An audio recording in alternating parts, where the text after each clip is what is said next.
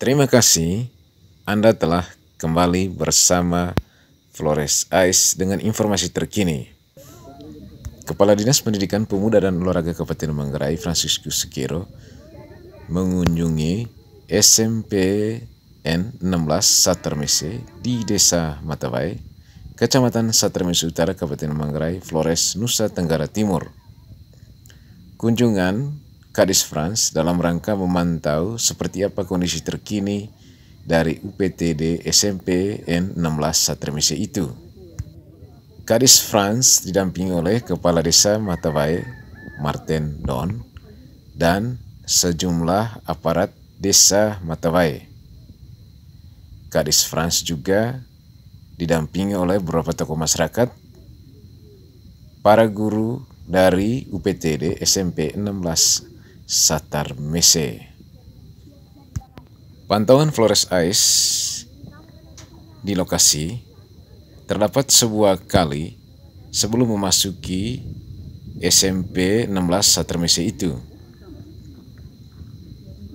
Diduga pada saat musim hujan, kali itu akan meluap dan para siswa dan siswi kesulitan berangkat atau mengikuti pelajaran di sekolah mereka.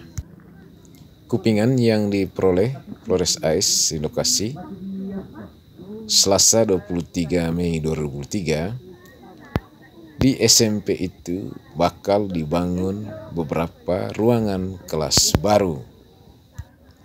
Pembangunan ruangan kelas baru itu informasinya dilakukan pada tahun 2023. SMP N16 Satermese bersebelahan dengan SDI Pongbakar. Kedua sekolah tersebut hanya dibatasi oleh sebuah kali, dan jaraknya diperkirakan hanya 100 meter. Posisi kedua sekolah tersebut pun tidak jauh dari pemukiman warga, dan kedua sekolah tersebut merupakan lembaga pendidikan yang menjadi sandaran bagi warga Ruvat dan juga warga Desa Matawai. Kedua sekolah tersebut pun tidak jauh dari objek wisata Sosor Alo di Ruvat. Dari Manggarai, Flores Ice mengabarkan.